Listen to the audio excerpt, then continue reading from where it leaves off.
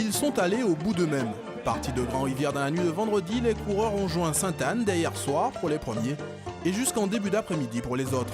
Une vingtaine d'heures de course en moyenne, 133 km avalés pour 5250 mètres de dénivelé positif. Nom de la discipline, l'Ultra Trail, une course à pied nature réservée aux passionnés.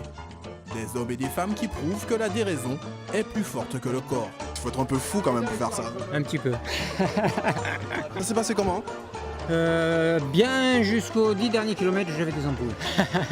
Au-delà de la souffrance, il y a une vraie recherche du dépassement, de la connaissance de soi, quoi, de savoir un petit peu de quoi on est capable. Et puis c'est une espèce de dialogue entre moi et moi, quoi. Ça demande beaucoup de rigueur et puis on ne peut pas faire n'importe quoi, on est quand même obligé de se renseigner un petit peu pour savoir, pour avoir un petit peu des plans d'entraînement, quoi.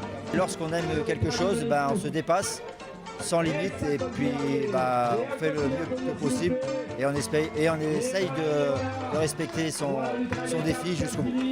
Quasi inconnue dans l'île il y a 4 ans, la discipline est en plein essor depuis l'arrivée de la Transmartinique. Il faut dire que les décors s'y prêtent. L'idée un peu folle est venue de Gérard Zaffa. Notre maître à tous en termes de trail ici, c'est Gérard Zaffa. C'est lui qui au départ a pensé cette course, la traversée de la Martinique en courant, du nord au sud. Et ensuite, voilà, on est un groupe de passionnés, on s'est mis tous à contribution, monter une association, puis essayer de réaliser ce rêve, ce rêve pour les autres, parce que nous aussi, c'est un rêve, on le construit, le rêve pour les autres.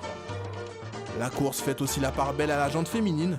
Si cette année elle n'était qu'une quinzaine à prendre le départ, Véronique Châtel, première femme à l'arrivée, est accréditée d'une belle 12e place.